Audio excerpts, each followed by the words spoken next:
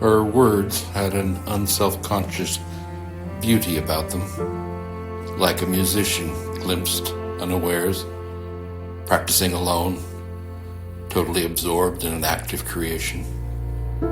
And that lovely, mysterious phrase, chord fluidity, what did it mean?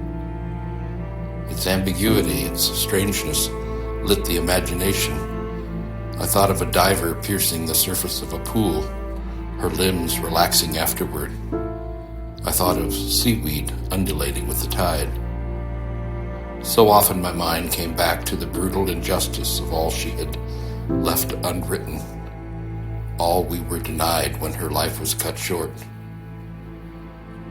That may simply be a fundamental fact embedded in the experience of tragedy, that the living are left to feel the weight of what the dead have left undone.